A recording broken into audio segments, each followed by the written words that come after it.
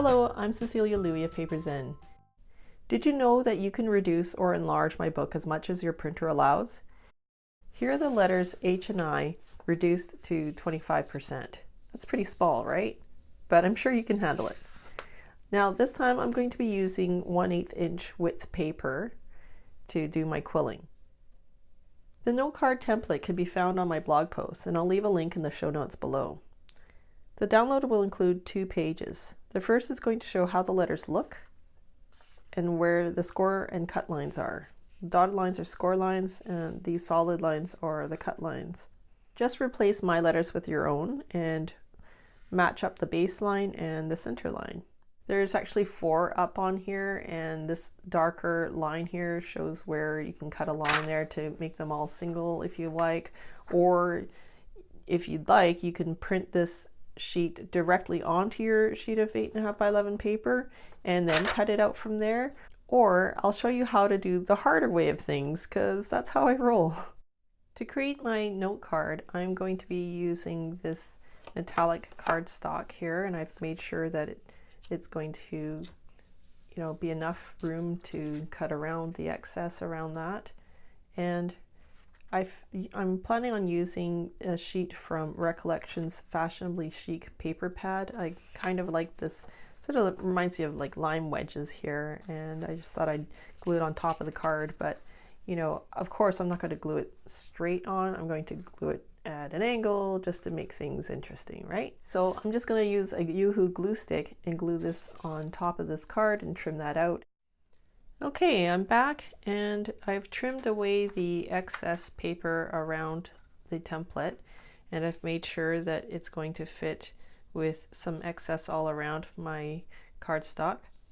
Now, in the past, I've actually used a dried pen to do my score line, and in a case like this, I always do my scores first, then I do my cut lines, because if you can imagine, if you cut first, you would then remove your lines for scoring. Now, if you've tried to do this kind of technique and this paper has shifted on you, I have a really simple technique to make sure that doesn't happen to you. And that is, you just take a stapler and you just staple the edges. And you just make sure you just go on the outside. And generally I go in one corner and then the opposite corner, and that way it will never shift. You don't have to worry about that, and it gets trimmed away when you cut that part away. Now, I've said in the past I've used this, and that's because I was kind of reluctant to buy yet another piece of plastic, but actually I'm really happy that I did buy a scoreboard. And a scoreboard basically has all these grooves in it, and it comes with a scoring pen, and I'll be using that to do my score today, because actually it does make a cleaner score line down the center. And what I mean by cleaner is that it prevents cracking of your paper. If you've ever tried to use the dried pen to do your scoring, it can actually crack the surface when you do the fold. So this actually prevents that from happening. I wasn't going to show this part of me cutting it because I thought that's kind of boring.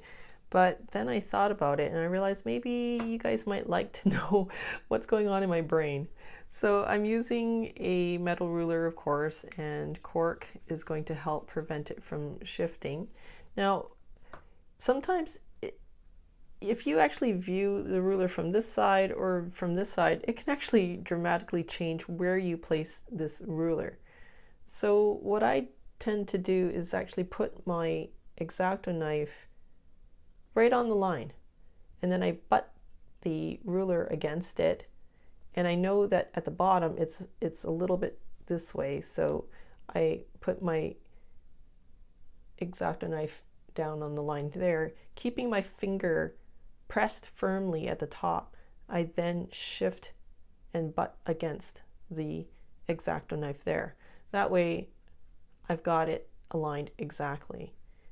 And then at that point, because I'm cutting through cardstock, I don't go all at once with a deep cut. I find it's actually, for me, I prefer to do it actually in 2 cuts, and I can actually hear and feel whether I'm still cutting through paper and reaching this surface. If you're in doubt, what you can do is just lift this. If you feel that there's still some paper fibers, go through it one more time. Don't move this ruler until you're absolutely sure. But you can hear it. See how you can hear? Listen to this. See, no paper fibers that I'm going through now. So it's safe to move this from your surface. Now, some people might struggle with this method. Everyone's got their own. I'm just kind of, you can fast forward this part if you find it boring. It's, I guess it's the little thoughts in my brain. And when I'm cutting, be aware of your knife. Be aware that you're not doing this. You'll end up gouging your cutting board. Make sure it's straight and watch that it's straight. And then when you move your hand, don't wiggle it. Make sure you are straight through. Keep the same motion and just pretend this hand is a piece of rock, because it's not going to change from the first cut to the second.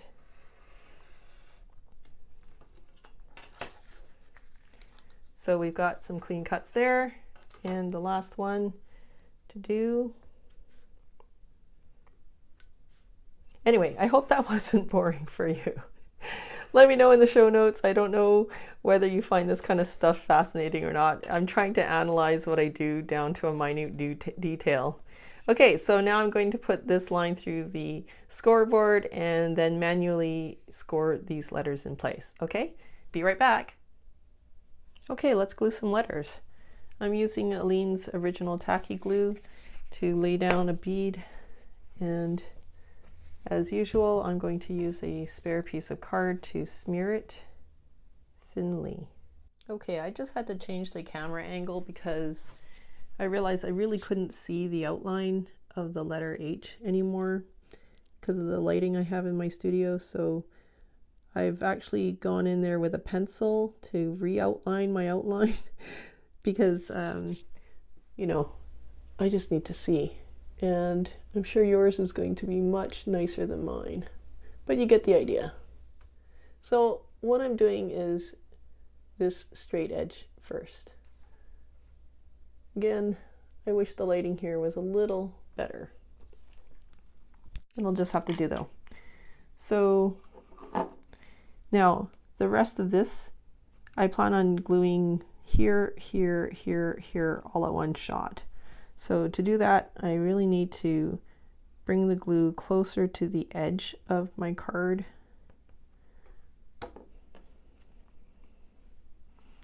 And again, smear.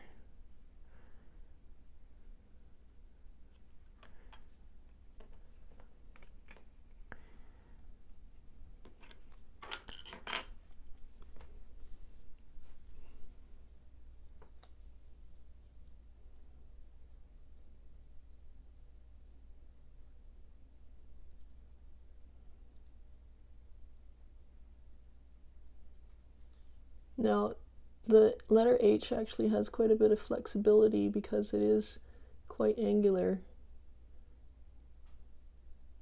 So it's rather forgiving.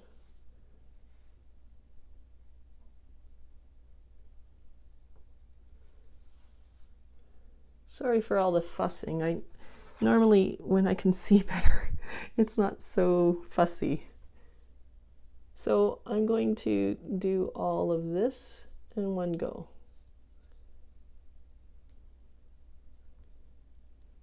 But it really is easy because you can manipulate where all the folds are.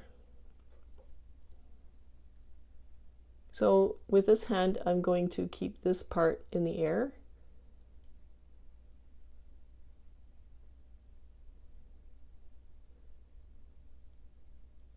And then use my right hand to do the positioning. It's kind of cute, small, isn't it?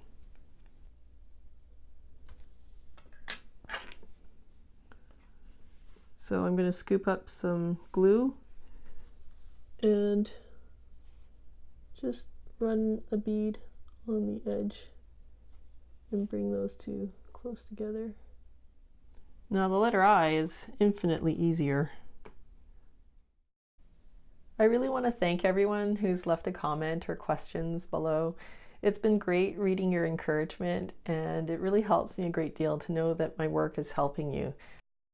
So let's create the conversation bubble. So I'm just going to take a strip and soften it. Kind of gauge how much room you need. Maybe about there. In this case, I'm going to snip it, not tear it, because I want a sharp join. So I'm just going to combine the two ends here and crimp it right, maybe about 1/2 inch in.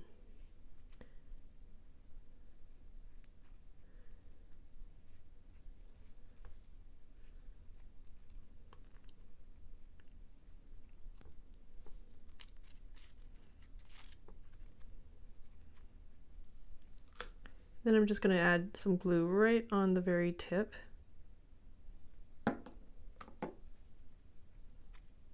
Join those two ends together.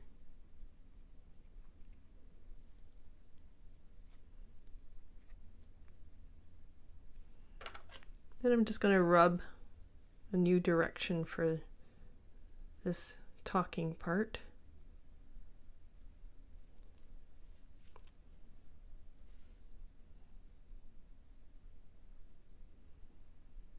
And just kind of shape the bubbly portion.